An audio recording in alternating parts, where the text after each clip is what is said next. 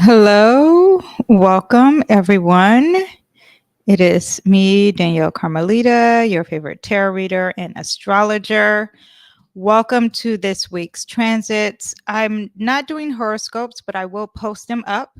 And if you are listening to this via podcast, I will link it down below and you can see your horoscopes. And if you are interested what's coming up in this video, we have Venus entering Aquarius, we have Mars entering Aquarius. It's a lot of energy about the future and groups and humanitarian efforts. So we have a lot in between too, with the moon and Valentine's Day. And President's Day is next week. So I'll get into each of those. And currently, how is everyone? How is everyone's week? My week was very interesting. I'm actually going to talk about some of the current events right now. First, I want to talk about Mr. Tucker Carlson. Let me see how to show this here. I'm going to put it like this. Here we go. So we have Tucker Carlson. And you guys, I always call him, what do I call him? I keep calling him Chris Tucker. I'm going to tie this to astrology. If you guys are new here, I normally do this on my podcast, but now that I'm linking my podcast with my YouTube lives, then now I'm just doing it all in one video. It makes it easier for me. And later we have tarot too, for anyone who is interested in tarot. I have the deck, the name of the deck listed down below, but I always have a crystal sitting on my deck before reading. That's just something you guys should know. Yes, anyway, but what I was going to say is I call him Chris Tucker, and talking about him this week with a few people, it was just really funny because I kept saying Chris Tucker, not even realizing. And I know it's Tucker Carlson, which is two last names for me. So anyway, but if you are not aware what happened this week, Tucker Carlson had an interview with Putin. If you are not aware, Putin is, what is he? The president of Russia. I don't know if you call him a president or a prime minister. I know prime minister is more UK. I don't know what you call him, but the leader of Russia. And I have some bullet points, but here's a little brief here. The following is an interview with the president of Russia, Vladimir Putin, shot February 6, 2024 at about 7 p.m. in the building behind us, which is, of course, the Kremlin. The interview, as you will see if you watch it, is primarily about the war in progress, the war in Ukraine, how it started, what's happening, and most presently, how it might end. One note before you watch. At the beginning of the interview, we asked the most obvious question, which is, why did you do this? Did you feel a threat, an imminent physical threat? And that's your justification. And the answer we got shocked us. Putin went on for a very long time, probably half an hour, about the history of Russia going back to the 8th century. And honestly, we thought this was a filibustering technique and found it annoying and interrupted him several times. And he responded he was annoyed by the interruption. But we concluded in the end, for what it's worth, that it was not a filibustering technique. There was no time limit on the interview. We ended it after more than 2 hours. Instead, what you're about to see seemed to us sincere, whether you agree with it or not. Vladimir Putin believes that Russia has a historic claim to parts of Western Ukraine. Hello, Queen. You're correct. Putin is president of Russia. Thank you. Hello, Queen. Welcome back. And this is going to end soon. Let me continue playing real quick. So our opinion would be to view it in that light as a sincere expression of what he thinks. And with that, here it is. So that was his intro to the video, and I'm going to connect it to astrology. Let me just do the bullet points. I am not a newscaster. I really hardly know any history of Russia. I'm actually learning this as I'm watching the interview. So I'm learning, and, it is a shame that I don't know the history, but I am being brutally honest. Okay. Now, here's some bullet points of this interview, and then I'll break down the astrology of what I got out of it. And I actually pulled some tarot cards with this too. The CIA blew up a pipeline that was connected to Russia and Europe. It was for Russia to give energy to Europe. And people were like, who did it? And Putin's like, come on, we knew who, I know who did it. And it's, someone who has interest and also has the funds to do it, which is the CIA. And he basically said that the CIA starts wars. He talks about presidents and how they have to report to the CIA. Now, let me see I think I have a video on that actually.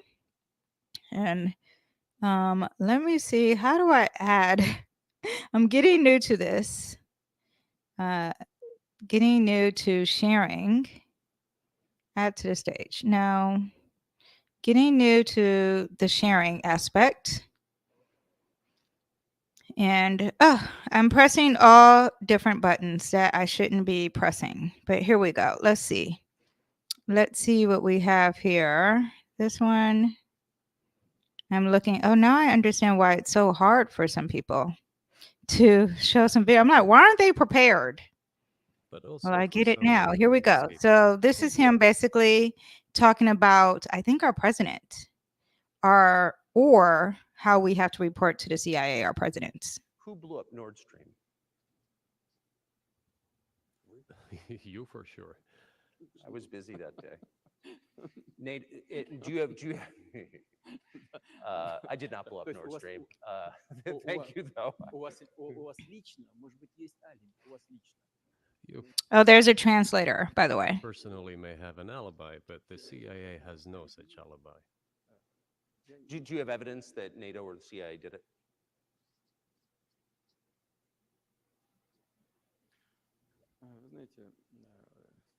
You know, I won't get into details, but people always say in such cases, look for someone who is interested. But in this case, we should not only look for someone who is interested, but also for someone who has capabilities. So basically, that is what I was talking about. Yes. Okay. Let me see some other bullet points. First of all, he took an hour discussing about the history of Russia. That was a snooze fest. And I know he tried to question our intelligence, basically saying to Tucker, is this a news? Is this a TV show? Or like, are you here to do your job? Whatever. I find it to be boring because he's talking about history before America even existed. So this is just, I don't know. Okay.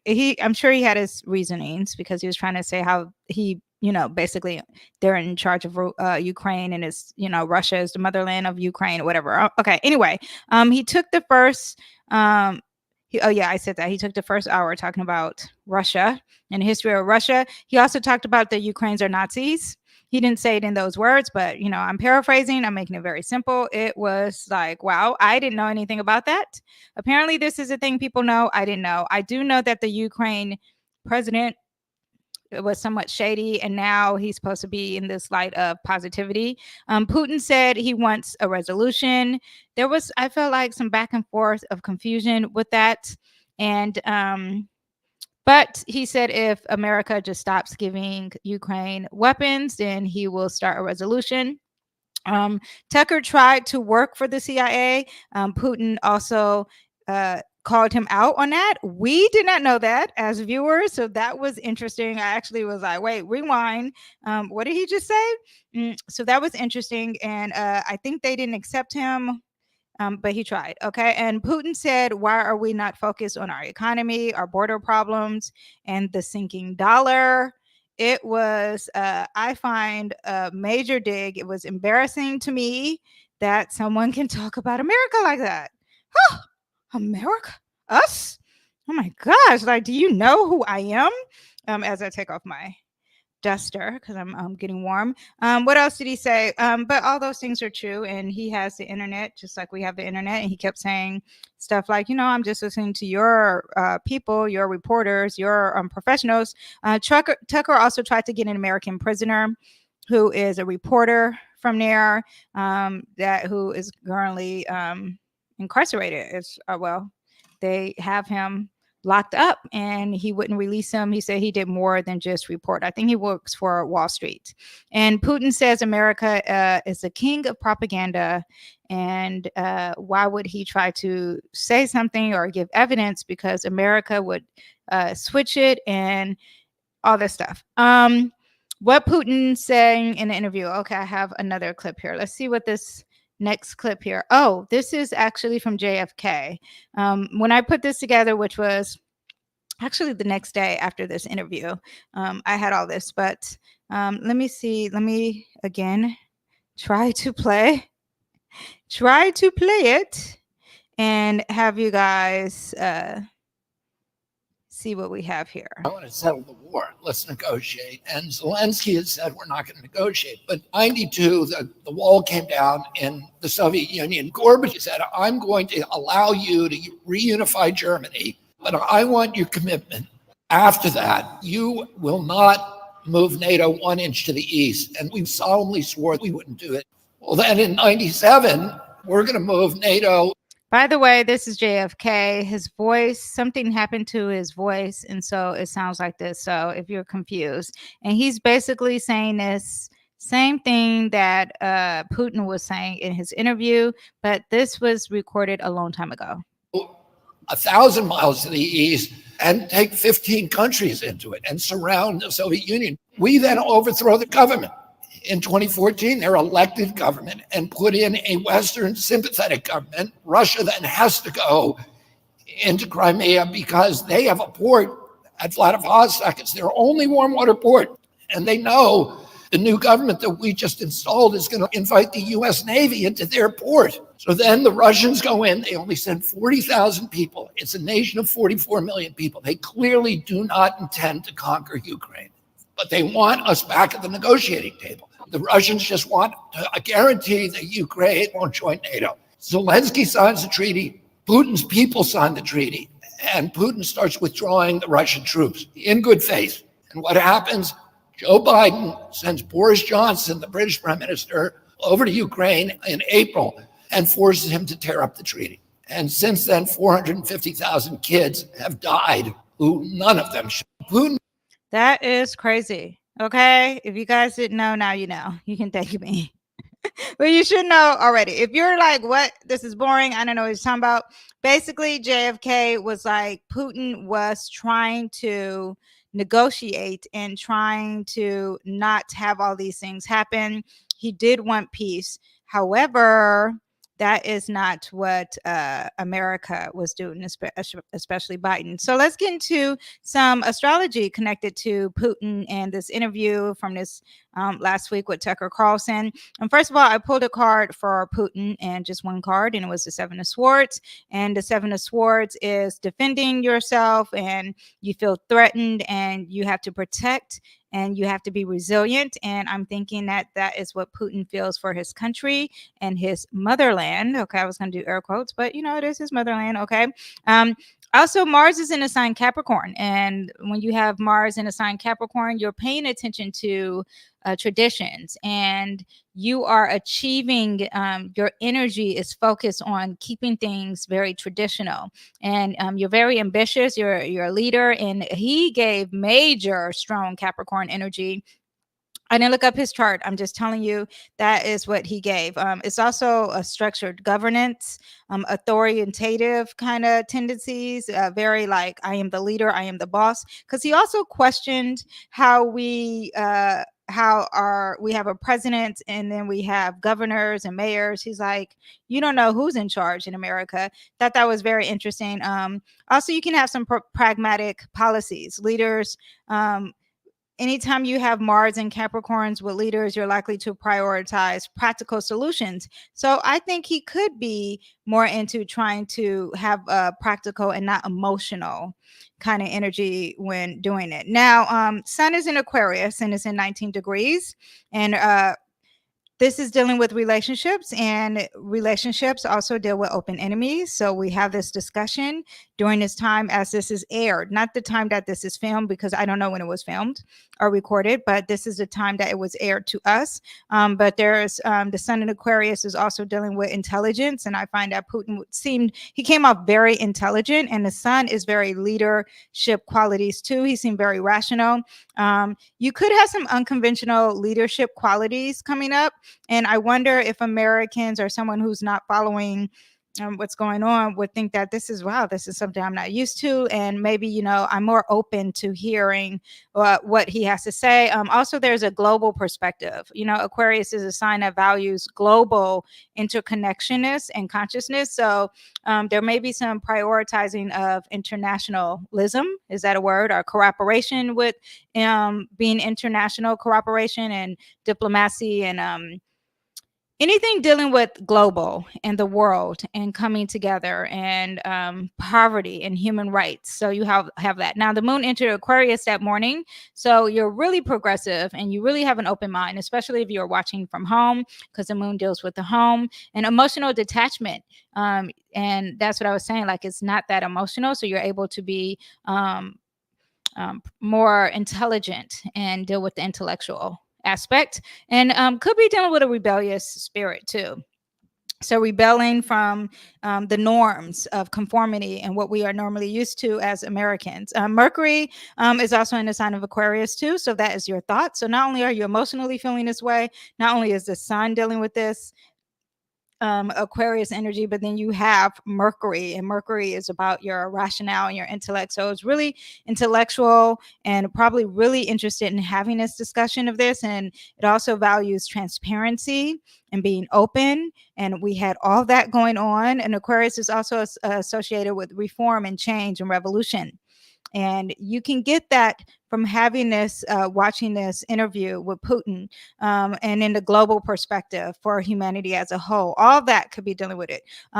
So yeah, and Aquarius is also dealing with freedom. So freedom at any cost. And then you had the sun, the moon, Mercury, all in a sign of Aquarius. And you could be watching this from your home or with a friend or whatever, but somewhere that you felt safe, right? The sun also squared Uranus the time that this was airing, or the while this was airing, also in that 19 degrees, and 19 degrees is a Libra degree, and that's also dealing with open enemies. And when you had Hamas in Israel, when you had that attack, you had an eclipse in the sign Libra, and that is dealing with open enemies. So whenever you have that Libra aspect in, you get ready, okay? I just pray we don't want any Mars coming into that. But you could have the struggles with authority when you have the square, the sun squaring Uranus. And then Aquarius and Taurus, they're both very fixed energy. So Uranus is in the sign Taurus, expecting something different, something out of the box, and that's very fixed, stubborn, doesn't want to budge. And then the sun in Aquarius doesn't want to budge because Aquarius is very fixed intellectually. All right, so that's what I have just quickly off of that. That was just like my notes the next day, and before I really broke down the interview and really got more deep into it. And I let me know your thoughts, you guys, of what you thought of the Putin and Tucker interview, because something quickly took over. But because I was looking at unconventional leadership with Aquarius, it made me think of the El Salvador president. Let me pull up his video. This one, I was just looking at this Aquarius energy. I was like, wait a minute. This makes me think of this, what came to Pasamos de ser. It is the El Salvador president. I don't know his name. I'm pretty sure I wrote it down somewhere. And he is, let me see, he is in front of giving a speech. It looks like their version of the White House. I'm not sure. There are subtitles. I will explain after he gives the speech. But if you're watching this, then I'll play it for you, and then I'll explain it briefly after. Literalmente, literalmente, no es una exageración, no es una hipérbole. Literalmente, pasamos de ser el país más inseguro del mundo a ser el país más seguro de todo el hemisferio occidental. He said we were the most dangerous country in the Western Hemisphere, and now we are the safest. This is a new president. I think he just won the vote, and he looks like he's in his 30s. He looks like he has his wife behind him who looks young. She looks, she's pretty. She looks conservative. We only see the top half of him. He actually looks kind of, attractive for a president. I mean, I am so jealous. I don't mean jealous like, I'm just like, I want these leaders. Putin is older. Fine, I don't know his age, but I'm just like, this is no fair. Putin seems kind of strong. I don't find Biden to be strong. We'll get into that in a minute, but here's this guy's young. He's like in his 30s looking. I mean, I feel like I'm older than him. I'm not sure. And I mean, he feels like he has a reason why he wants to make his country better, as if he's like got young kids that are about to, like 2 young kids or 3 young kids. And it's like, I need to make this world a better place because I am invested. Anyway, let's keep going on what he's saying. We're cheering. The crowd is massive. The crowd is massive. El país más seguro de todo el continente americano. ¿Y qué dijeron? Está violando derechos humanos. ¿Los derechos humanos de quién? ¿De la gente honrada? No. He says they're saying that I'm violating human rights. And he was like, who? The human rights of honest people, because he came in and basically cleaned up El Salvador. And I'll break this down in astrology in a minute, but this is what he's saying, okay? Tal vez pusimos prioridad en los derechos de la gente honrada sobre los derechos de los delincuentes. Eso es lo único que hemos hecho. Y lo que ustedes a eso le llaman violar derechos humanos. That's what they say, a human rights violation. But he begs, he's like, no, I'm here to make honest people live and live comfortably instead of living with criminals. Yo le pregunto a estos organismos, a estos gobiernos de naciones extranjeras, le pregunto a estos periodistas, ¿por qué desean que nos maten? ¿Por qué desean ver sangre de salvadoreños? ¿Por qué no están felices de que en nuestro país ya no corre la sangre que corría antes? Actually, I got distracted. He was saying something about like, why do you want people to die? Why do you want us to die? And I'm thinking he's talking about the criminals just killing them. I just, it makes me want to dig deeper in El Salvador's history. ¿Por qué? ¿Por qué? Why? Debemos morir nosotros y nuestros hijos Why should we die? Why should our children die? So that you can be happy. para que ustedes estén contentos que estamos respetando su falsa And that we're respecting your false democracy. democracia que ni ustedes mismos respeten en sus propios países. Anyway, I'm into this guy. Okay. I'm so far voting for him. He's thriving. He looks amazing. And also there's this other clip I want to show you. And then I'll just briefly explain this too with astrology. I actually just want to show you while it's playing. Look at all the people. If you're not watching this, he's giving another speech and he's talking to the military. He's talking about peace and liberty and happiness for the Salvador people and all of this military. He's trying to show that we have strength and we will also the instrument of God. But he talks about God and not being corrupt and killing the powers of the killers and the people who are not trying to promote peace. I mean, the people love him too. They love him. So, and I mean, I am interested to see more about him and what's going to go on in the future with him. And maybe America needs to take some lessons because, woo, if you live in California, the homelessness and the robberies of the stores, to just go in a store and to watch someone rob a store and the workers just don't do anything. They just, I wouldn't do anything. I'm like, I don't get paid enough for this. Anyway, but yes, this is Sun in Aquarius. Because now you have an unconventional leader. You have an unconventional leader and the style of how he is leading and it's being brought to light. That Sun is bringing it to light and to our attentions and it's going viral. It's going on all the clips. So that is what we have with him. Now let's talk about, speaking of some leaders, as I roll my eye, is Biden. Can you tell I don't like Biden? If you like Biden, I'm no judgment here, but I'm not into him. Okay. I really want another president. I want someone who's strong. If you don't like Trump, I don't care. I'm not a blood or a crip. Okay. I'm just like, I just need a new leadership. Okay. Biden's mental health is questioned. Let me see if I can show you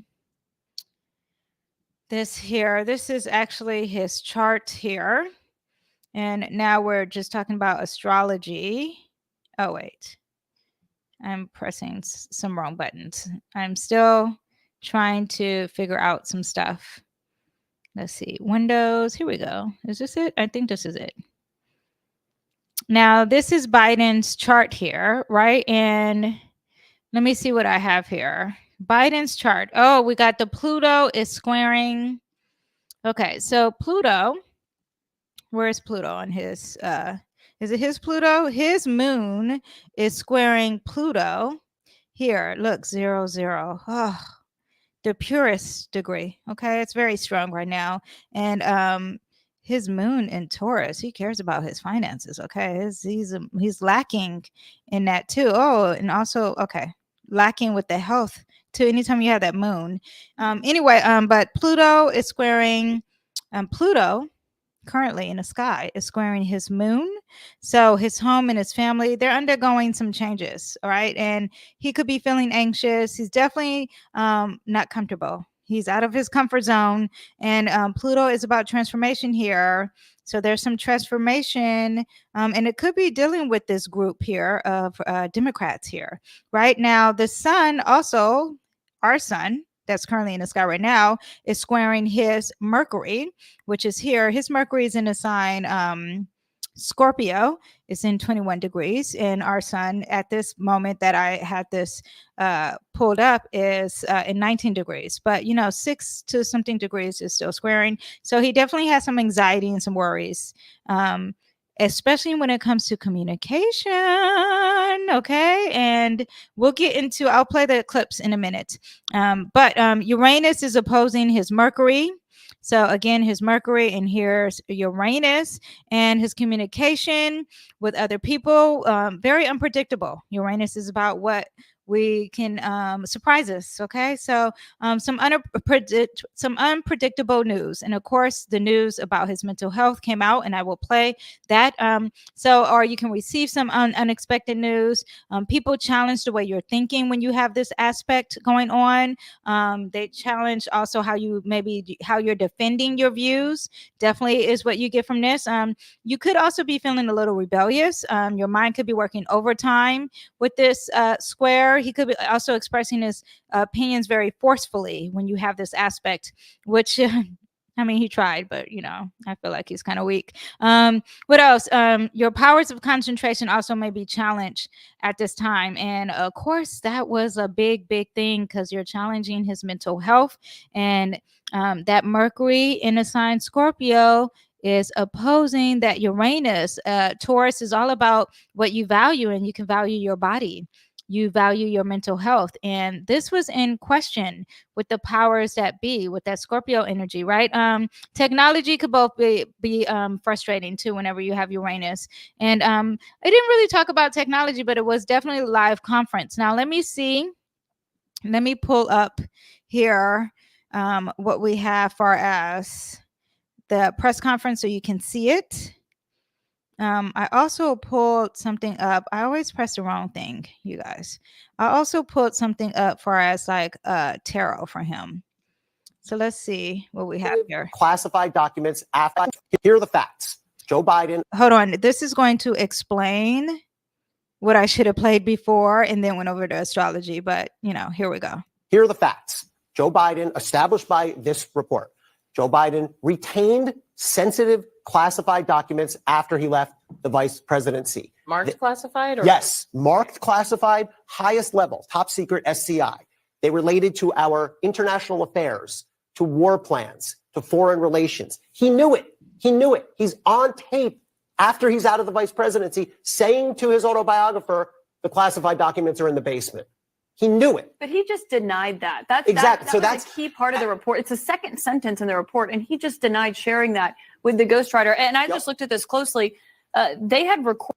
So apparently he's like writing a book with a ghostwriter, and he shares some classified documents. This apparently is the same thing Trump is in court for, if you guys don't know. So, yeah. Recorded conversations between Biden and this ghostwriter. Exactly. So, yeah, that's what we basically had with Biden. And here is his press conference. Am I still muted? No. Here is his press conference. Hold on, let me see.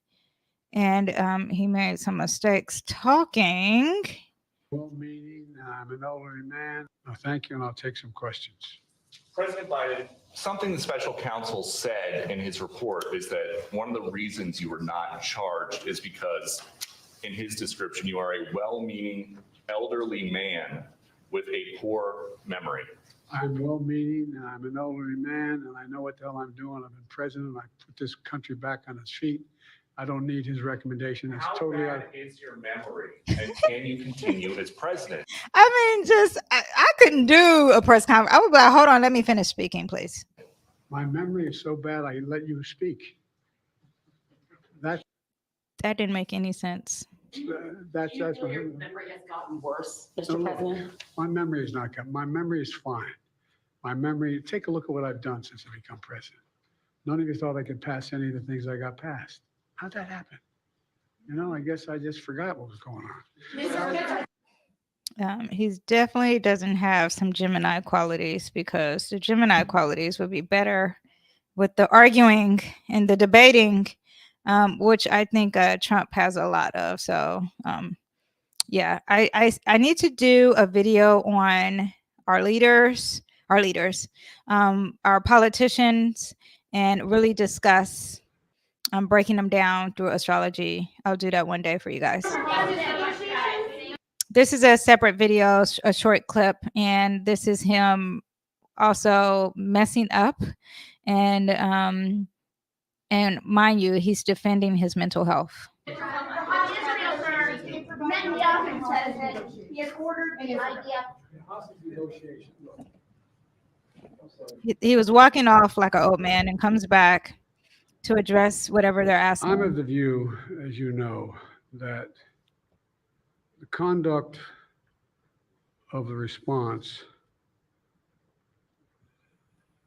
in God. Okay, he's talking too slow for me. Anyway, he messes up and calls the president of Israel. It says the president of Mexico. So it's just like, anyway, anyway, but yeah, so you have all that astrology with him. You have the squaring, especially the Mercury squaring Uranus happening with him.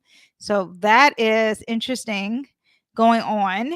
And yeah, that's breaking him down. I pulled some tarot for him, and it was the Fool and the Hangman. My thoughts on that is that who's the fool? Either he's a fool, or maybe we are the fool, or maybe something new is starting with him, or there's something that's going to start and we can't see it. With the Hangman is usually represents Neptune. There's some fogginess, or there needs to be a perspective change, or maybe he's being sacrificed. When I say sacrifice, I'm thinking that maybe there is something starting from this, and they're just going to use him as a dangling carrot to really change this perspective of who we're really going to vote for. Not we, people who are voting Democrat. So there is that. So, but I'm thinking there's some illusions here. This is like, the beginning of, we're going to make it seem like it's your mental health, and we're going to bring this out on stage so we can make up a law or make up some new rules so we can have a new president.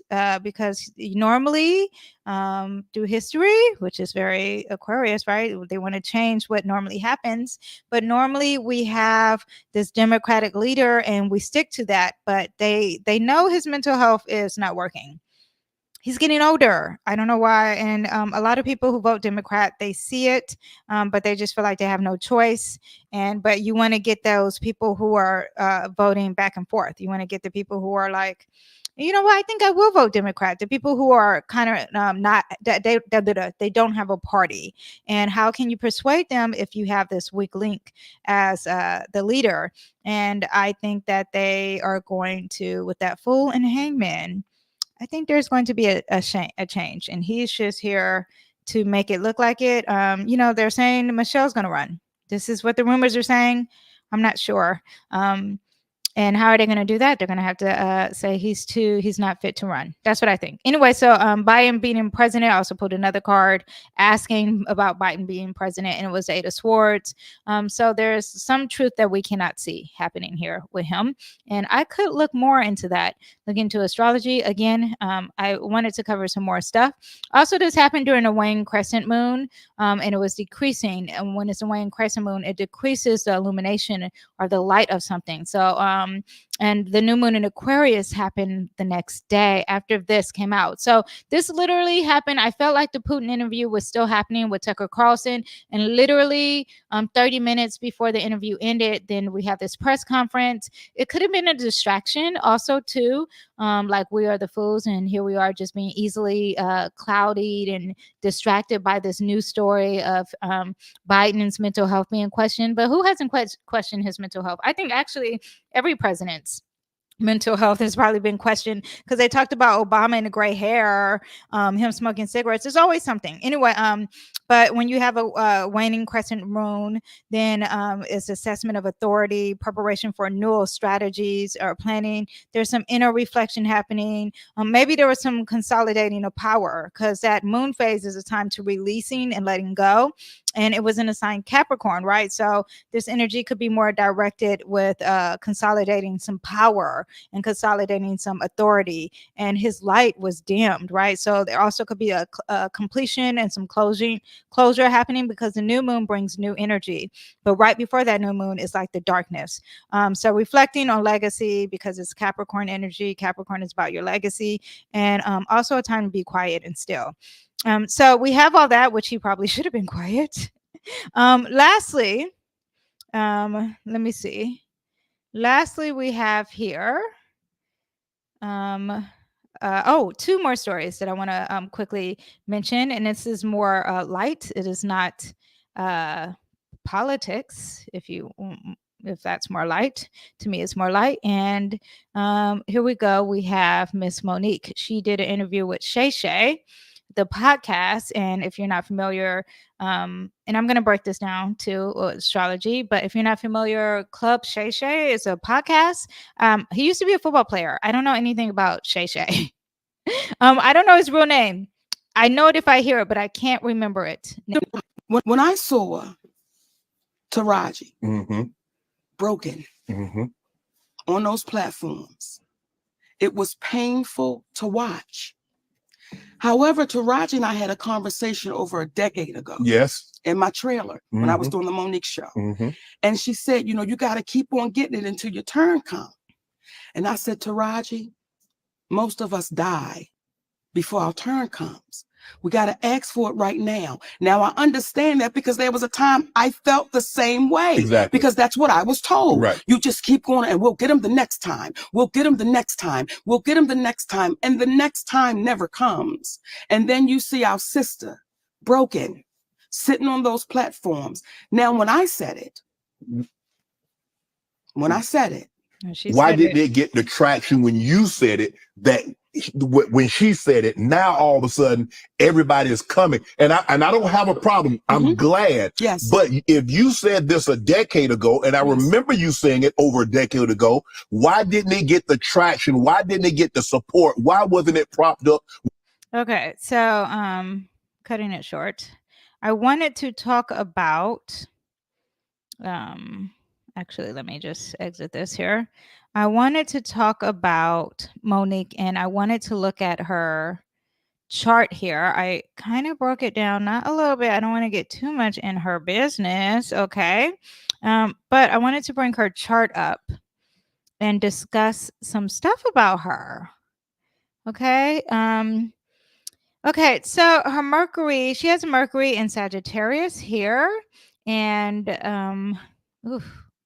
Mercury in Sagittarius. It's also in the decan of Jupiter. If you see right here, it's in the decan. Can I, can I scooch it over? Oh, here we go. Oh, look at that from my old eyes. I zoomed in for everyone who's looking at this, who's listening to this on a podcast, but it's right there at the end, and it's Jupiter. And, ooh, that is a big, big, big. Jupiter is very big, okay? Very larger than life, okay? Never ending. Sky's the limit is huge. And to me, that means a very big mouth, very loud, big mouth. Also, Sagittarius, the sign Sagittarius, Jupiter is the ruler of Sagittarius. So it's extra Sagittarius energy. And it's very honest and real and very blunt. Sometimes it's harsh in what it can say, and it can't keep a secret. And she talked about that in her in the interview. Now, also we have the moon. Now, let me see if I can scroll back down here. Now, also we have the moon here in the sign Aries, and it is in her 3rd house, and Mercury is in her 11th house. So the moon in Aries is in her 3rd house about being insecure with her early childhood and education and relationships with her siblings. I actually have a little clip here. And I'll play that after, actually. Mars in Aquarius, and she talks about her upbringing. And yes, Mars in Aquarius is in the 1st house, and she fights fighting, I feel like, is part of her identity. That first house is like, you know, what people see, your identity, yourself. And I feel like it's part of her identity now, right? And she fights for the rights of situations and fairness here with that Aquarius energy. And Mars in Aquarius also could be very literal because she's arguing with Oprah, and Oprah is an Aquarius. So Aquarius is in it's in 7 degrees here, and 7 degrees is a Libra degree. So it's relationships, and it's also open enemies. And she says in the interview almost like she likes Oprah, she looks up to Oprah, but then Oprah's an enemy. Very interesting, that very thin line of a relationship but then enemy, which is very Libra energy. Venus is in Scorpio, and that Venus in Scorpio right here, right there at the top here, 5 degrees away from this MC here, and intense emotions, passionate relationships, power dynamics. Venus in Scorpio can indicate a fascination with power dynamics in relationships. She may be drawn to partners who possess a strong sense of personal power, who challenge her and who confront her own power and vulnerabilities. Issues of control, jealousy, and possessiveness may arise in her relationships.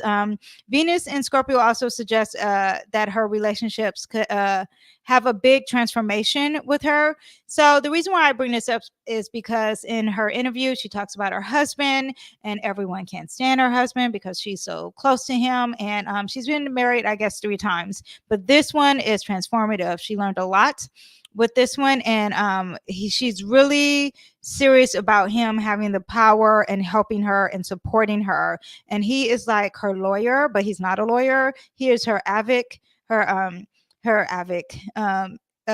someone who advocates. He advocates for her, and she really likes having him supporting her, and she's really strong in a relationship.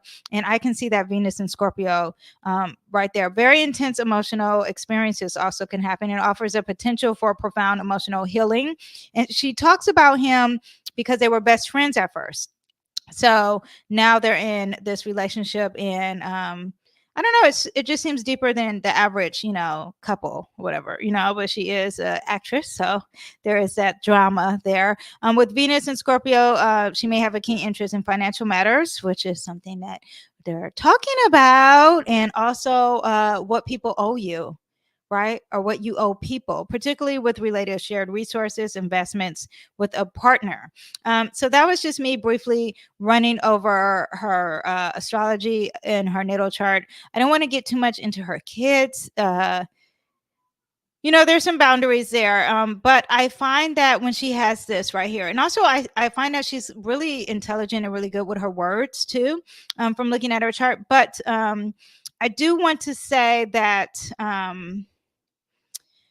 how can okay, I find that there's some drama here. Okay, she's into the drama. I find that Sagittarius energy, they like that roller coaster, and they're here for it. And for her to have that sun and a Mercury in Sagittarius, she's never going to get off this roller coaster of this drama. I mean, because right now I would be exhausted. I guess I would have did my first bomb, and then the going back and forth with the comedians, I would have been like, no, I'm, you know, but I'm also a moon in Scorpio, so I'm not going to put all that on blast. So anyway, but yeah, so that is Monique in a quick nutshell, breaking down her chart real quick. Let's talk about the Super Bowl. Right. So did any of you guys enjoy the Super Bowl? I'm going to take a sip of my tea real quick. The Super Bowl happened, and the Super Bowl, I felt like, let me actually look up some stuff for the Super Bowl here to show you guys. But Usher performed. I thought he did a great job. You know, people who don't listen to Usher probably is like, you know, like what? You know, why was he skating or something like that? You know, that could have been happening. But I thought he did a great job. Hold on. Let me try to share my screen real quick, and let's show a quick thing of Usher, and then I will talk about this briefly.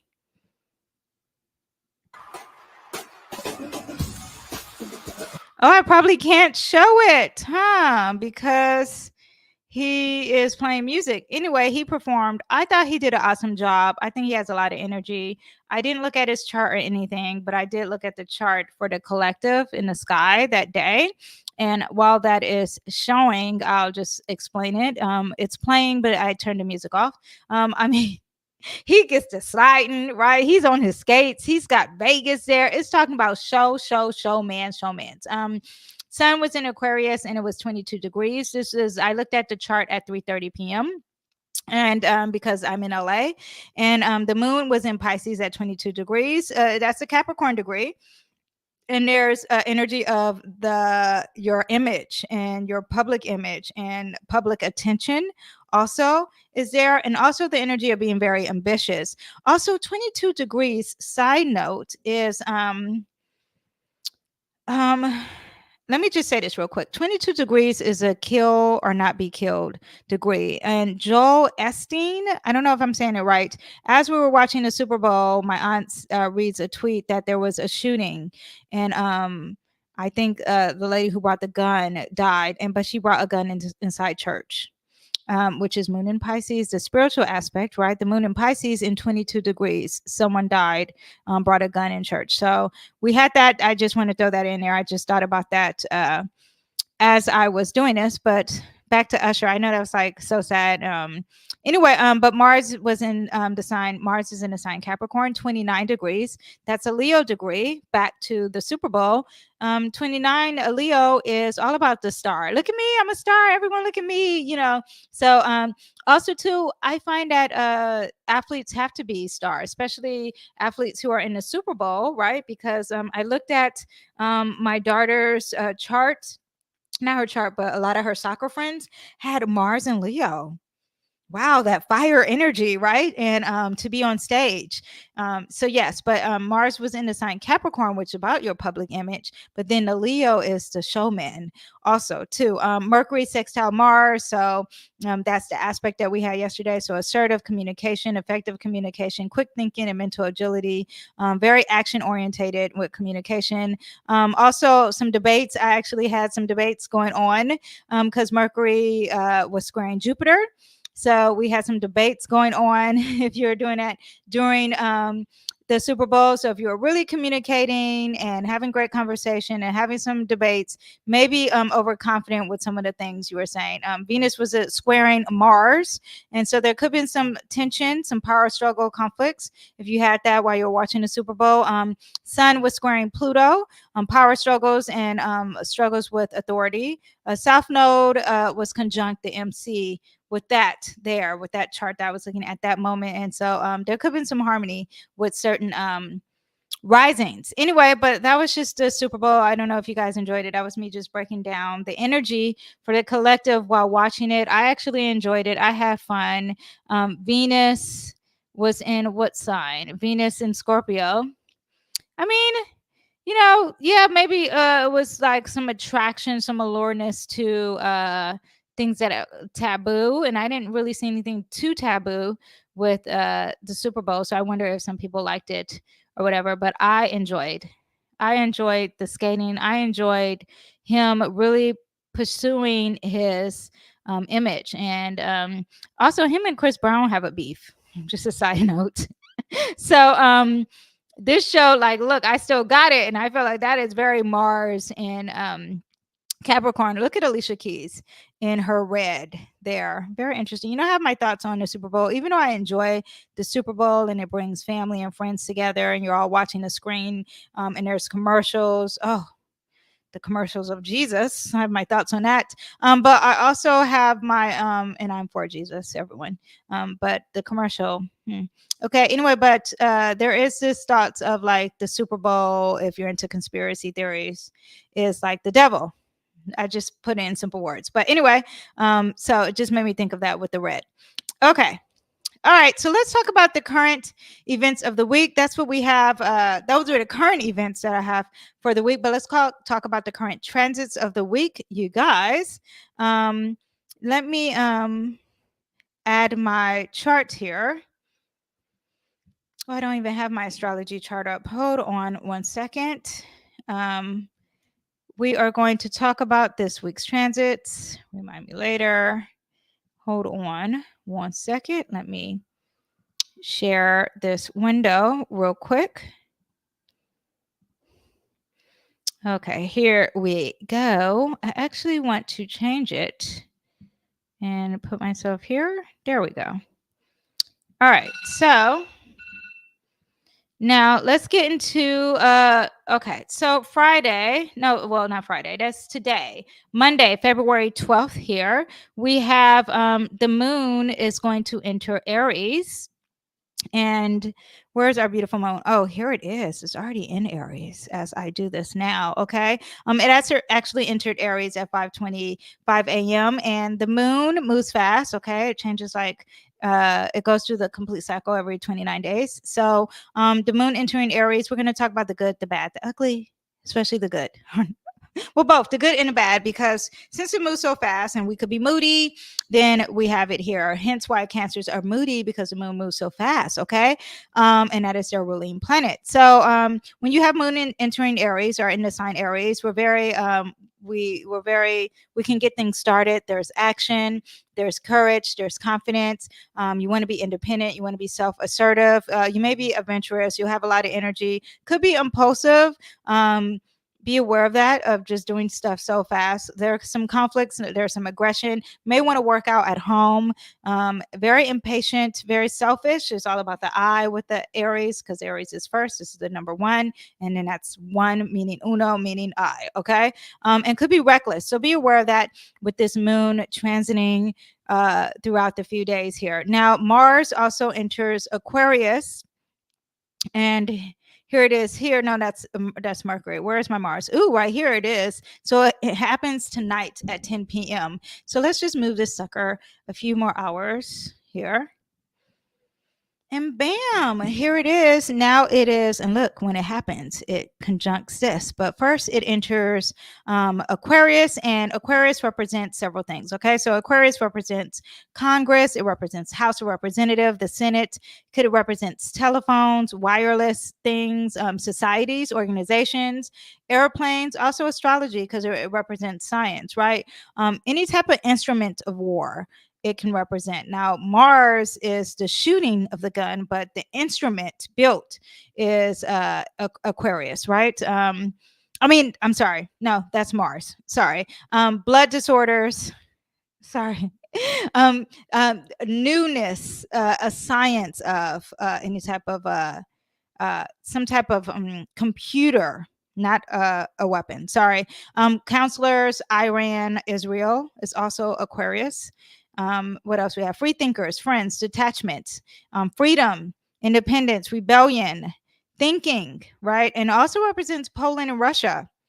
That sun in Aquarius earlier, and it also represents that. Now, Mars is the planet. Now, this represents the guns, and this represents the weapons and an instrument of any type of war. It also represents war and assault and brawls and blood and crimes, any type of sudden death, action, energy, courage, passion, physical activity, because Mars is the ruler of Aries, right? So overall, when you have Mars entering Aquarius, you're going to have, because Aquarius is also some unexpected things, right? So you could be not easily provoked, because it's detached from its emotions, and tensions that arise disappear quickly because you're not that fired up emotionally with the water. It's the air. And when fighting, it is well considered, because you're thinking about your logic and your intellect, and it may be something unusual or very strategic, very clever if you are fighting. And you can also look down to your opponents, because that Aquarius is like, I'm smarter than you. Okay, I'm smarter than you. Also makes binding decisions in theory, but sometimes not related to practice. A little urge to turn decisions into actions when it comes to resolution. There could be some sexual little impulse there, but you probably want to study it more than anything, or the theology of it. Maybe be more experimental, because Mars is about sexuality, and maybe like do something that you don't normally do sexually, right? So some positive things with Mars entering Aquarius is that you have the urge to discover unusual, eccentric approach to pursuing a goal, sometimes purely abstract without any thoughts are practical matters. Willful determination, you want to be independent in achieving your goals. You want to be unconventional in achieving your goals. Very innovative, very caring about the social, the group. Group collaboration when achieving things, intellectual pursuits, achieving things through intelligence, and unconventional relationships also can happen. Now, in the negative part, Mars and Aquarius, get ready for the revolution. The revolution will not be televised. It will be on the internet. Okay. But you could be, there could be unpredictable revolutions causing some type of war, right? Maybe something that's very cold, because Aquarius is very icy. It's got a cold approach, very uncompromising, because Aquarius is very fixed, very fixed on opinions of others too, right? So there's rebellion, there's a sense of restlessness, there's detachment, conflicts within groups. So in a positive, it could be achieving things with a group, but on the flip side, it could be conflicts with a group. Stubbornness, because again, it's fixed, and impersonal communication. Aquarius energy can sometimes manifest a cold, impersonal energy, and you have that when you have that Mars entering Aquarius. Okay, so be ready for that. Yes, that's what we have now. The next day is when it gets conjunct Pluto, even though it's already conjunct, it's close to it, it's hugging it. And but when it hits that direct, see here, 46, 47, that happens the next day, which is February 13th, and it's at 0 degrees, which is this purest degree in this sign, which is Aquarius, right? But before that, I just want you to know February 13th is Mardi Gras. I've never been to Mardi Gras, but makes sense that it's during this Aquarius energy, right? Because Mardi Gras is different. It's like, what is this happening here? All these different art things, and I mean, it is completely different. I have been to New Orleans, and so I think it's going to be really artsy this year. Be careful of the crazies and escapism and the drugs happening with the Mardi Gras. I would think that it's going to be more alcohol than ever with this Neptune in Pisces here. Okay. Yeah. And then not seeing the police because you're on one. Just be aware of that. Okay. Venus is going to sextile Neptune, and that's going to happen at 26 degrees. It's going to happen in the morning, and 26 degrees is a Taurus degree. So it's all about your money, your food, the earth, stability, luxuries, your voice, whatever you deem a resource. Venus also represents actors, okay, adolescents and your friends, associates. Sextile is a very positive aspect. However, you have to do some work. So it's like, it's good weather outside, but what are you going to do with this good weather? What are you physically going to do to achieve the good weather? Now, Neptune is the planet that represents sacrifice. It also represents alcohol, like I said, chaos, confinement of any kind. It also represents addicts. It could represent angels, surrendering, compassion, oneness. Okay, so when you have sextile, which is positive, it could be a sweet or sensitive nature where we're going to be very gentle. There's going to be grace. There's some spirituality, some spiritual ideas. We're going to be in love with friendships, feelings of melted ecstasy, and devotion for beloveds. Okay, so it's the 13th is actually more romantic than I would think the 14th, but there is some romance there. There are the thought of romance, right? It's Venus and it's Neptune, but I say yes. 13th is a great day tomorrow is a great day to celebrate Valentine's Day, especially in the morning. Okay. Compassion, empathy, spiritual connection, sensitive to beauty, idealistic goals and relationships, escapism, fantasy, illusions, and love. So be careful of that. And that's what could be happening with this energy. Inspired acts of kindness and dreamy romance. But someone's going to be all about romance on the 13th, right? Mars in Aquarius, that is the big kahuna. And this is when this happens at 10:05 p.m. Okay. And that is when that turns to 47. And okay. 0 degrees, potent degree of Aquarius. And Aquarius is Again, Congress is House of Representative, it's the Senate, it's telephones, it's televisions, societies, organizations, airplane, astrology, science, could be some blood disorders, any type of counselors, Israel, free thinking, friends, freedom, independence, detachment, the future. It could also be dealing with some motion pictures. And what else we have? Any kind of community group, intelligence, thinking, being unique, being out of the box. And remember Russia and Poland. So when it's conjunct Pluto, Mars, the planet of war, right? The planet of assault, the planet of disease, infectious disease, and being contagious, violent, enemies, gunmen, machinery, opposite in any type of general opposite, anything that's like opposite, opposing, is in that independence also. So we have two independent energies, what Mars and Aquarius, double independence, right? Leadership also is what Mars, and physical activity. Now it is hugging and sharing, and conjunct is merging of energies, and strength and focus is very intense.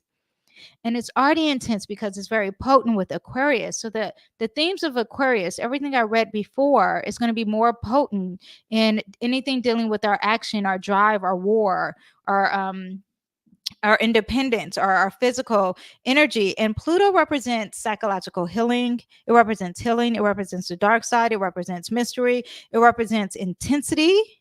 And it's already going to be intense. There could be some releasing though, right? But a crisis, a release with crisis, okay? It's a symbol of the underworld and transformation and regeneration and psychology. It's also representing rebirth. And when you have rebirth, you have death. You have death and rebirth happening at the same time, okay? So when you have these things together, okay, this is big for the collective. It's big for Aquarius. On my Aquarius, you got a big time happening this year. But intense willpower and courage, drive and passion, determined efforts toward renewal. Okay, volcanic releases. You're not expecting it. It's going to come and it's going to explode. Or overexertion, pushing too hard, force of sexuality.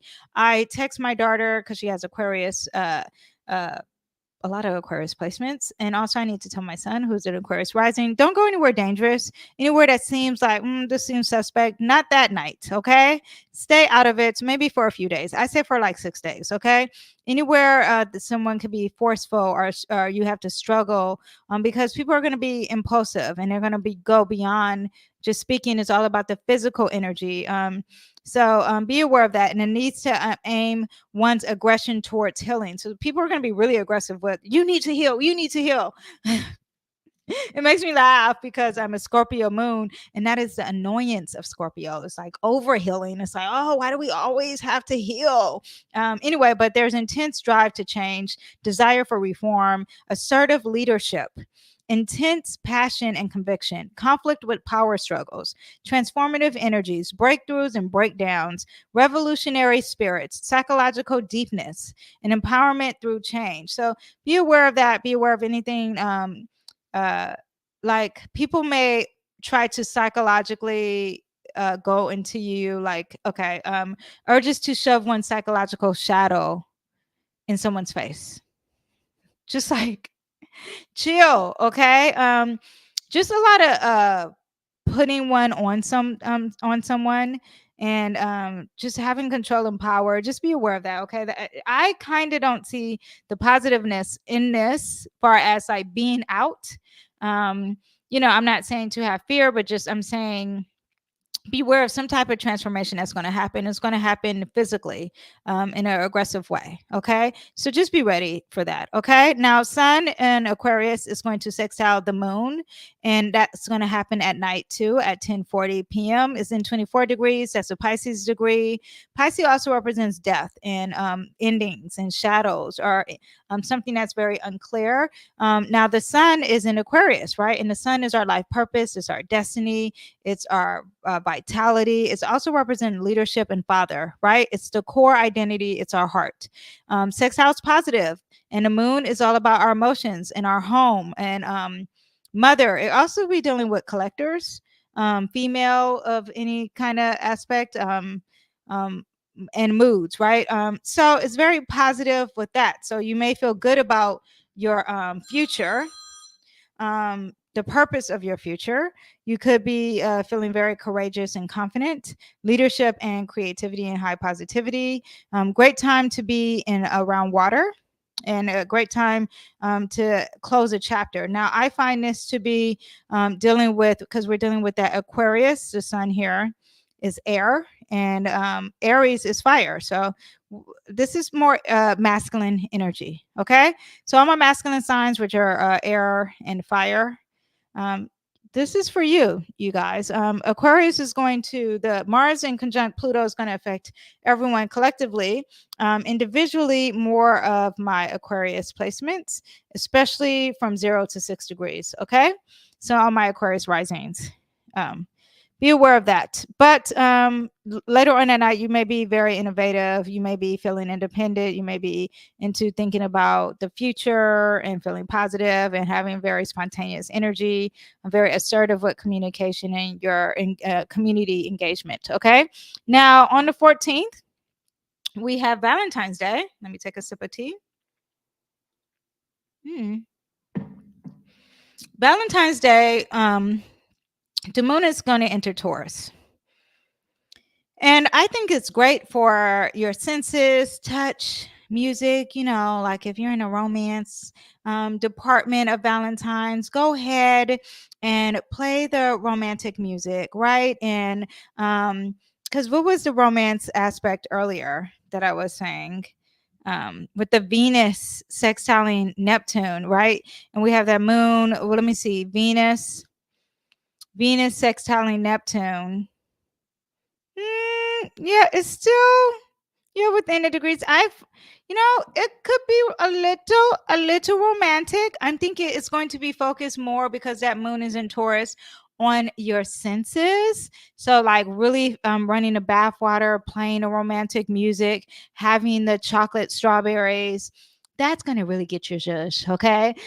So you could go out. Moon in Taurus mostly likes to keep things the same. So you may not want to go out somewhere new.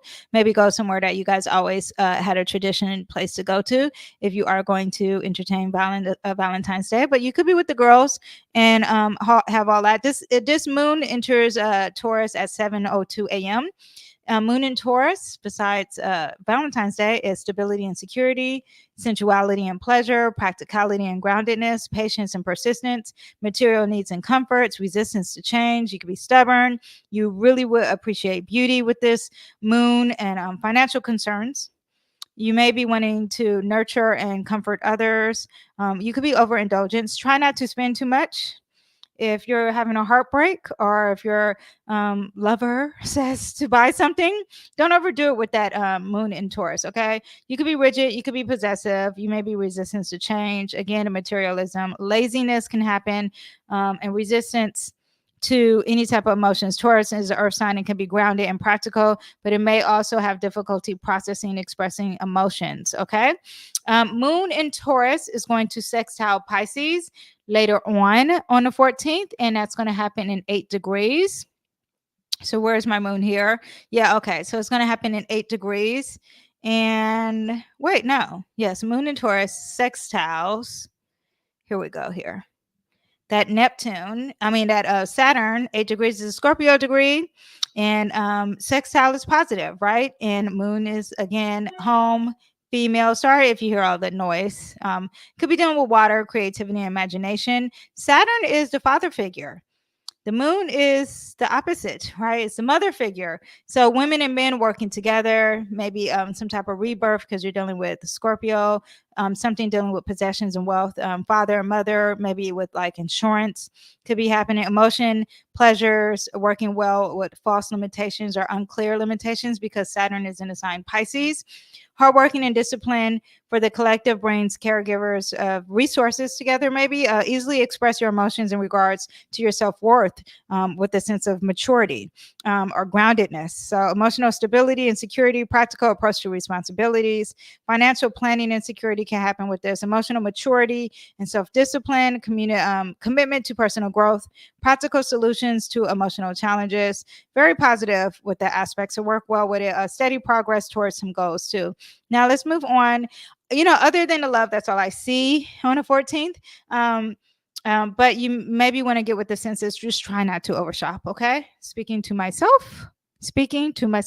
And look at this. My window is right here in front of me with the curtains. And so there's just a line. That's annoying. Whatever. So ignore that if you can, like talking to myself again. Now, the moon in Taurus on the 15th is going to conjunct Neptune. Here we are. It's going to conjunct at 19 degrees. It's going to happen at 4:26 p.m. We will be up. People will be moving. That is a Libra degree. Libra is dealing with anything fair or anything, and talking about balance and harmony. Could be dealing with law, business partners, partnerships, fashion, beauty, charm, luxury, music, art. Again, the moon, women, home, wife, feelings, emotions, intuition, also patterns and cycles, right? Conjunct, again, the energies are merged together. They're intense. It could be representing some new beginnings, a blending of qualities. So something unexpected with childhood and resources regarding your partnerships, feeling like you want to do something different in your relationship because Uranus likes to do things that are not normal, but you are dealing with that pattern. So, but it could be something with relationships. Okay. A habit may change or may feel weird in regards to your material comforts. Emotional turbulence can happen, unpredicted reactions, desire for freedom, innovative resolutions, sudden insights or epiphanies. I cannot say the words. Epiphanies. Okay. Eccentric behavior, disruptions of comfort zones. Because remember, that moon represents comfort. And Uranus is like, let's change it up. Awakening to hidden emotions and balancing stability would change. Now let's talk about on the 16th here. On the 16th, now we have Venus entering Aquarius. Look at all this Aquarius energy. All this Aquarius energy. We're talking about the airplanes and science and Poland and Russia and okay. Yes. Okay. That's what we get with Aquarius, right? The Congress is going to be bigger than ever. House of Representatives, they're going to be talking their smack. The Senate's going to be talking their smack. Anything dealing with telephones, anything dealing with anything wireless, the Bluetooth, the airplanes, astrology and science. Get ready for the free thinkers to be more vocal. Okay. Because it's all in the sign Aquarius. All right. And, Venus is the planet again. I remember I told you it represents actors. Let's see what happens with them with this placement here. Let's see how long is Venus. Venus is in, hold on. Venus is in the sign Aquarius until March 11, 2024. What? January, February, March. Oh yeah. I'm like, what's today's day? Yes, let's see when Mars, because Mars just turned into, and that's going to change March 22nd, and it's going to change to Pisces, okay? 2024. So overall, we're going to have some, because Venus is about, oh, did I say? Love, relationships, things that you naturally attract. How you socialize, like the party. Love and romance, right? Aesthetics, harmony, balance, priorities, your self-worth, your self-esteem, creativity, inspiration. Healing in relationships too, right? So when you have it in Aquarius, we can have some unconventional love. We can have people really caring about humanity, and all of a sudden the Congress is worried about humanity, okay? Our House of Representatives are worried about a certain group, and because Aquarius represents a certain group. So get ready for that. But free, original, independent love. Faithful is faithful of your own free will, but cannot be forced into anything. Needs liberty, or to leave or to stay whenever it wants to, or whatever it wants to value. There needs to be some fairness, some equal rights in relationships. Love without passion. Changes superficial relationships quickly and often during this transit. Indifferent and lacking in feelings. Eccentric and totally unreliable. Independence is big, especially with relationships. I wonder if there'll be breakups. We'll see. Just something different, right? Totally unreliable, aloof, little charisma, enjoys experimenting. Unconventional love, intellectual connections, more than just the emotions, right? Friendships and romance. Okay. All of y'all with poor boundaries. Okay. And I wonder, like, I'm sorry, I'm trying to adjust. I wonder all the people who are like in some type of group or some type of group setting, and all of a sudden you're in love. You fall in love that way. Experimentation, exploration, embracing individuality, valuing diversity, detachment, and objectivity. Because Aquarius energy can sometimes manifest as emotional detachment and need for space. That Venus in that sign of Aquarius is going to encourage partnerships to maintain a sense of objectivity and independence while still nurturing that emotional relationship and connection. Okay. And also be ready to embrace some change, right? So that is what you get with Venus in a sign Aquarius. Now, that moon is going to enter Gemini. Oh, people are going to be more talkative and more social, really multitasking. There's curiosity and a lot of questions and mental stimulation, major communication, being flexible. You get that. You're going to feel more inflexible. You could be inconsistent. Multitasking is the name of the game with Gemini, and I have a Mars in Gemini, so I'm all into the multitasking. Playful humor, playfulness, intellectual energy, and what else do we have? You could have some mood swings, communication breakdowns. Oh, gossip, because that Gemini is just talking too much. Okay, gossip and rumors, nervousness and anxiety, lack of focus and follow through. You could be skeptic. There's also emotional detachment with this because we're dealing with air. Air is not attached emotionally. Mercury in Aquarius is going to square Taurus that same day. Here is our beautiful Mercury squaring. What is this? I said squaring Taurus. No, it's squaring Uranus. Mercury here, 19 degrees, is going to square Uranus in 19 degrees. 19 degrees, Libra degree. Get ready for that. That's relationships and open enemies. Could be dealing with some law, marriage law, fairness, what is fair, because that Libra wants it to be fair or wants us to be connected. Fashion, beauty, charm, anything dealing with music and art. Mercury is the planet of communication. It's our mental process. It's how we learn. It's our curiosity. It's very flexible. Anything dealing with flexibility, anything dealing with verbal, anything dealing with short words, also not short words, but dealing with words, anything dealing with short journeys, commerce and trade. Okay. Square is an aspect that is causing some themes of conflict and tension, obstacles, challenges. Is something you're probably going to learn from, pushing you to take action to address an issue. It could be a crisis point when we have squares. It could be the energy for change, growth, relationship challenges, frustration, impatience you can have with the square. So get ready for that. Now, Uranus, again, is being different and revolutionary and original, independent. So when the planet that is our communication and our rationale and also trade and commerce, right, and journeys is squaring, there's obstacles and challenges squaring the unexpected and the revolution and anything. Also, it could be dealing with queer and science, because Aquarius likes to do things different. So queer will be representing something different. So you can have nervous restlessness, overstimulation, erratic thinking, a lack of focus, impractical ideas, excessive mental pride and stubbornness, unexpected law causing conflicts with trade, dealing with technology like crypto, learning something different or unique in processing internal conflicts, or challenges, and you are determined because you have that fixed energy. Traveling throughout nature could be some challenge when you're traveling, and like if you're like, I'm going to safari, could be a challenge. I don't know why I said safari. I feel like there's more earth, but okay.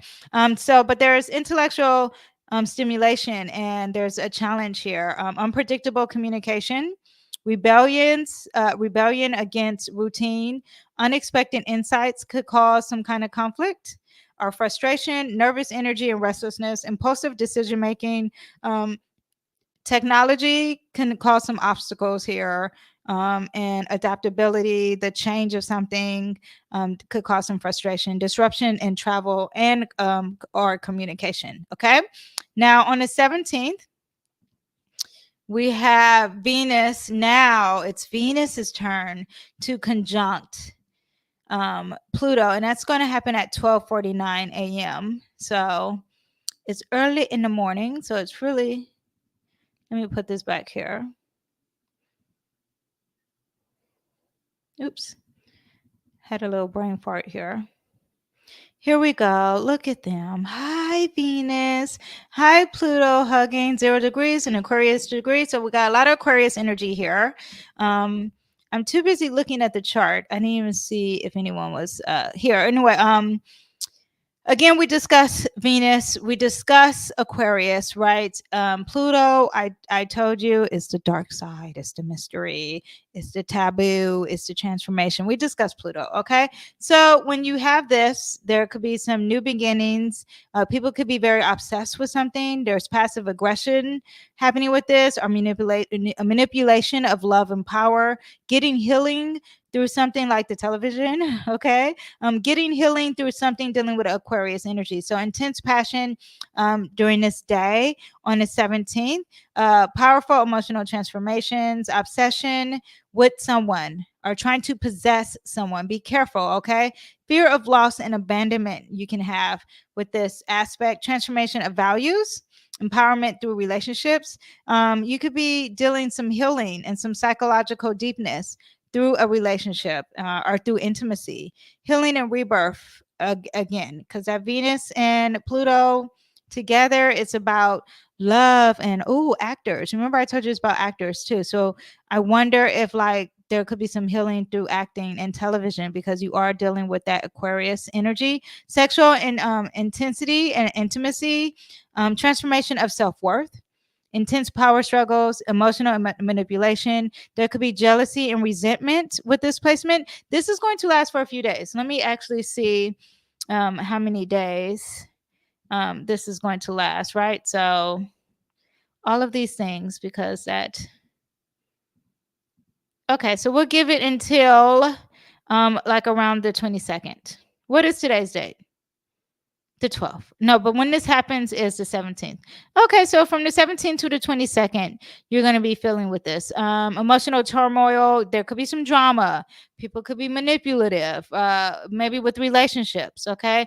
Destructive patterns and difficulty of letting go. All that you get with that Pluto conjunct Venus, okay, in the sign Aquarius. Now, the next day on the 18th, we have, back on the 18th, we have here, the moon is going to enter Cancer. So let's actually scooch this up some hours here. And bam, come on, moon. You're moving slow. Come on, moon. There we go. Moon enters Cancer. It happens at 7:24 p.m. Whenever we have a moon in Cancer, we are homebodies. Speak for yourself, Danyell. I am a homebody. I am a Cancer sun. Now the moon is in Cancer, so I want to stay at home. But we could be, as a collective, emotionally sensitive. We could be very protective naturally. We care about our home and our family. There is some moodiness and some emotional fluctuations, okay? We could be very nostalgic. What happened in the past? Let's discuss the past. Whenever you're doing that is that moon in Cancer or Mercury in Cancer, or there's that Cancer degree, something's in 4 degrees, okay? There's some psychic sensitivity. Great day to get anytime moon in Cancer, anytime moon in Scorpio, anytime moon in Pisces, get a tarot reading. Great time to do that. Self-care, emotional healing, empathy and compassion, creativity and imagination, overly sensitive, clingy. Also, Cancer is very clingy. There's a fear of change. Also, holding grudges. Could be some difficulty with setting boundaries. Cancer's desires to nurture and care for others can sometimes lead to difficulty to setting boundaries. Individuals may struggle with asserting themselves or prioritizing their own needs, leading to feeling of resentment. Be careful of that, okay? Now, the big kahuna, again, is that the next day, is it the same day? later on that night, we have the sun. Happy birthday, Pisces. Look at that. The sun enters Pisces. It is officially Pisces season, February 18th. Now, individually, I did a video on everything Pisces, so go check out that video. But let's talk about how this affects the collective. I am not a Pisces, right?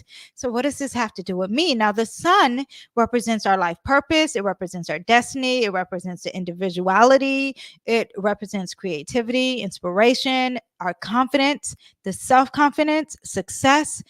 Father, why is Father's Day the day after summer solstice? The sun, the longest day of the year, the longest time the sun is out is because the sun represents the father. It represents leadership and authority and power and popularity and rank. Rulers of countries and kings and bosses and crowns, okay? The gold, the heart, heat, okay? It also represents daytime and oxygen, any type of sporting events or stadiums and being on stage, because it is the ruler of Leo. Wisdom, self-expression, and your energy, your vitality, your core identity, right? And I said the heart. So now when it's in the sign Pisces, the sun is highlighting all Pisces themes, okay? So now the sun is illuminating all the themes of Pisces, and everything, your life purpose and your destiny is focused on, and creativity is focused on Pisces themes. And Pisces is the body ruler of the ankles and the feet, the prophet, image, creativity. So it's double creativity. Oh, I love that. Okay.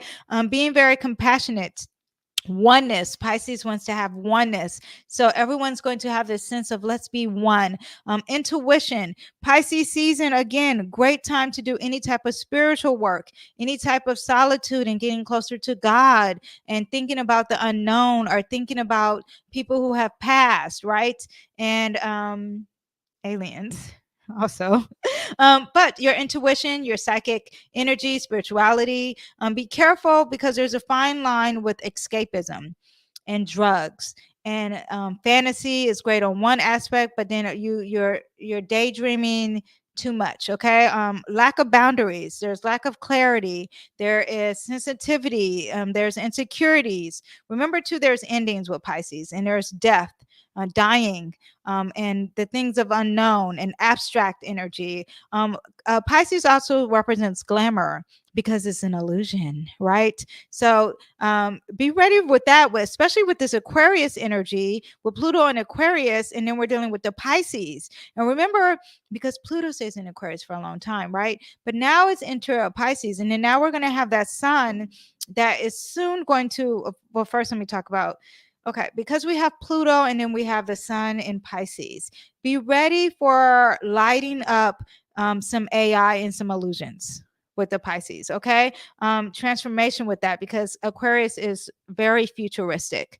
So, and also to the dying of something, because we have this futuristic transformation happening. I'm not a psychic, I'm just reading the stars, okay, and explaining it to you.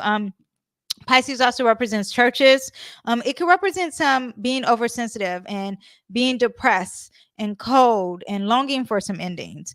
Anytime we have placements in Pisces, people are talking about the world's going to end. That's why we have the Neptune in Pisces and this Saturn in Pisces. There's a lot of people doing those. The world's going to end. The world's going to end. That is the Pisces energy. Okay. So yeah, be ready for that. Also, it could represent occults and falsehoods, the dark side of some things, because the light is not focused on it, and it's like secret societies is more what I was thinking of. And you can't set some limits with Pisces. So if we have a border issue in America, and I'm sure in other countries you have some border issues too, get ready for that being bigger and expanded on, especially with that Jupiter in Taurus. Okay, so emotional sensitivity, compassion and empathy, creativity, intuition, psychic ability, spiritual awareness, sensitive to any type of boundaries, not setting boundaries. Be ready for drugs. Okay, alcoholism being bigger with this Pisces energy coming, because listen here, anytime we have the sun The sun comes first. Here comes the sun. Da, da, da, da, da. But then who comes on next to it? All these other planets will enter Pisces. So the theme of Pisces, all this stuff is going to last for a long time. There's also a sacrifice happening of some sort, because that's what that Pisces represents too. Be ready for that. But the sense of oneness and compassion is a positive side of Pisces. Now we have President's Day happening on the 19th. And this is Monday. Let me do the day. President's Day happens on Monday, and but happy birthday to all my Pisces. This is exciting. I love Pisces. You guys keep my bills paid. You guys also are here for the tarot. I love it. Okay. And any type of things that are unspokenly, you can feel it. That's why I love the Pisces energy. But on President's Day, we have Chiron is conjunct Neptune. President's Day is during Pisces season. Why? Because we're honoring the dead. Pisces represents the dead, and this is the past of the past presidents who once lived amongst us. Anyway, but Chiron is going to conjunct the North Node on President's Day. Actually, where's my chart? I have too many windows open. I need to clean my desktop. Here we go. Now, Pisces, what is Pisces? No, what am I talking about? Chiron in Aries. Here we go. Oh, 16 degrees. 16 degrees is a Cancer degree, and that is dealing with the home and nurture and traditions and loyalty, faith, mother, females, water, the womb. Okay. So when you have it conjunct, remember that is the merging of energies. The strength is even stronger, right? And the North Node is also represented, it's also called Rahu. So if you hear a lot of Vedic, how do you say it? Vedic astrology, Vedic astrology, they call it Rahu. Some people call it the dragon's head, the North Node. It's about our life purpose. It's our destiny. It's our karmic growth. It's about evolution. It's also unfinished business from our past lives. It's expansion. It's exploration. It's future potential and development, embracing challenges and opportunities, stepping into our power. As I sit up straight, alignment with higher purpose, breaking free from limited patterns, because that is what that South Node is for. This is the North Node, okay? And it's conjunct. And when it's conjunct that means it's opposing that South Node, okay? So what does it mean when it's conjunct in a Cancer degree?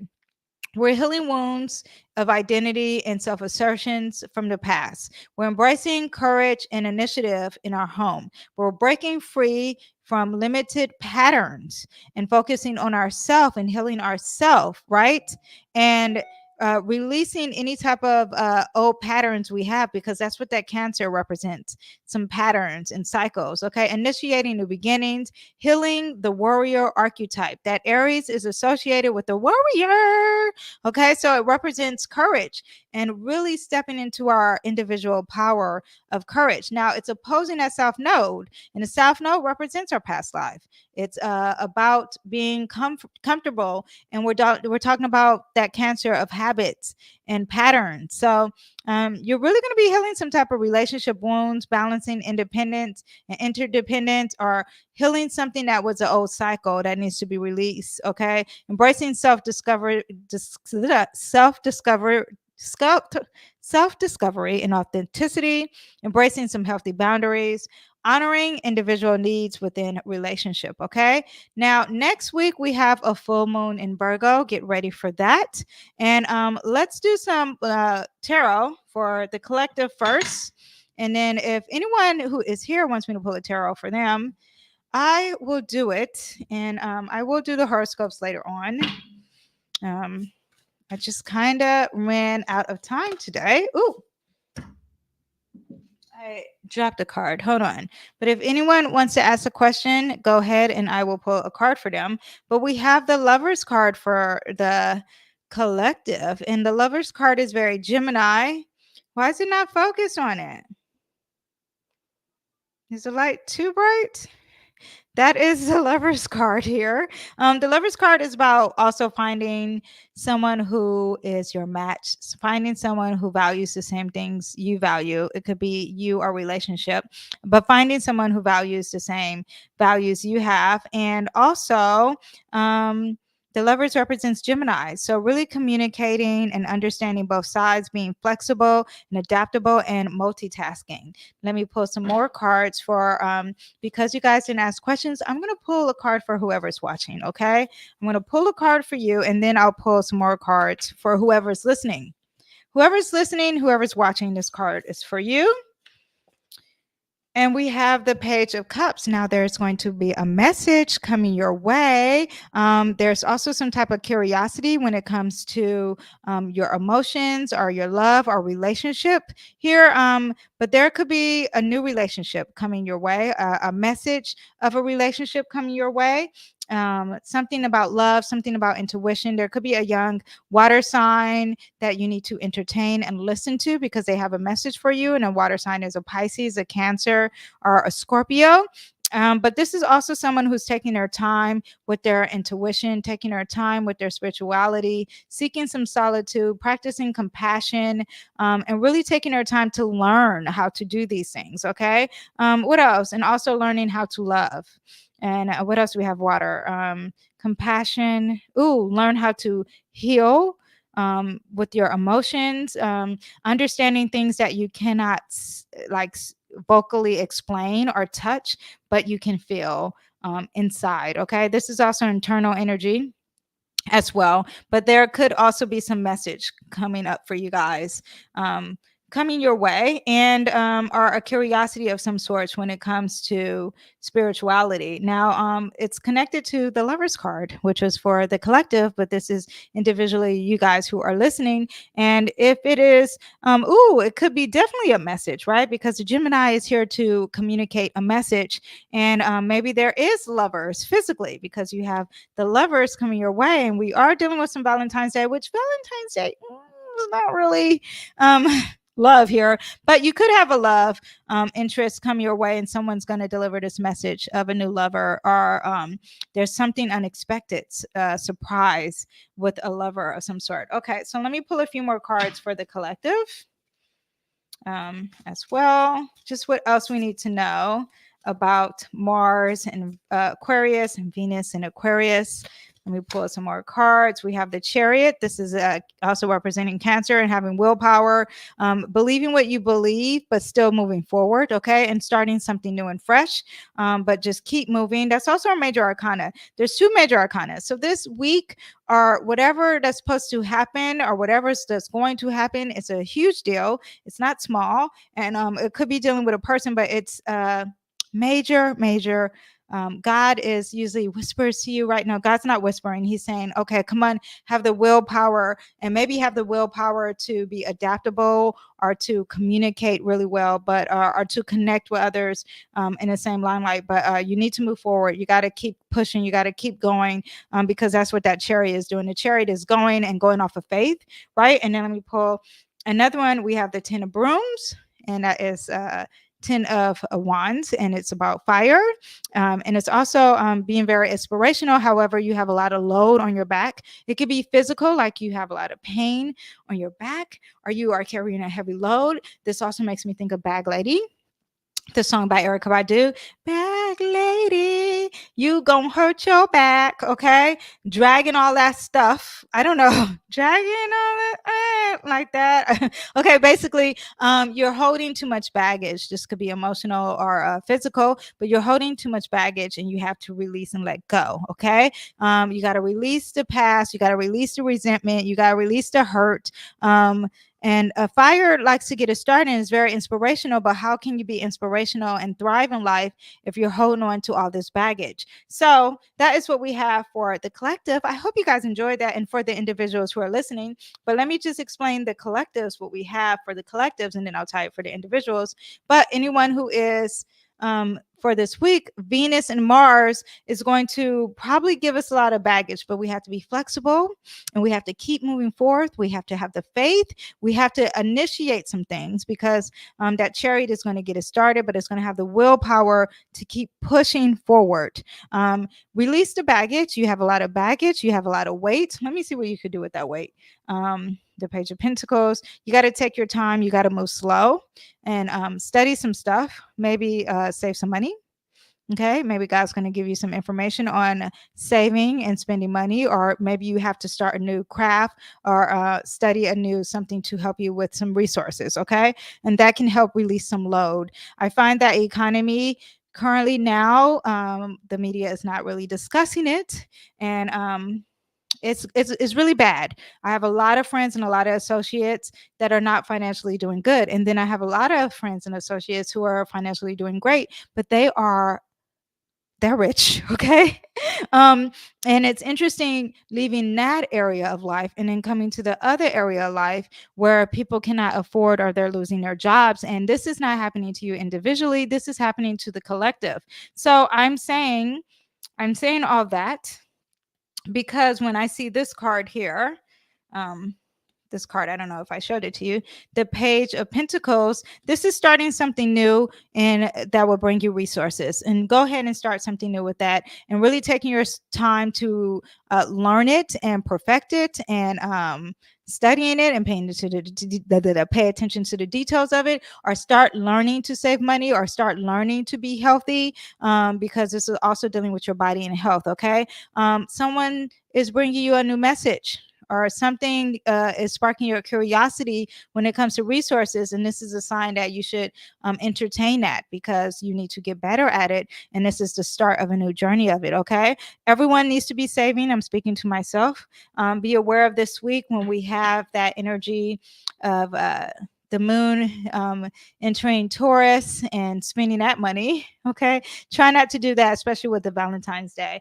If you guys have any questions, if you want to know more, I am here every Monday. At least I try to do it live. And I am going to pull the horoscopes up later, not today, but later on. I will pull the pull. I would do your horoscopes because we have the Sun and Venus, all of them ingressing into Mars. And it'll be a quick post. It's not difficult to understand. You will understand it. You would need to know your rising sign though. So check your rising. If you don't know your rising sign, go ahead and check your sun. But guess what? I just did the tarot for you. So you already know the gist. Okay. Just go have faith, ask God, and release. All right. I will see you guys next week. I hope you guys enjoyed.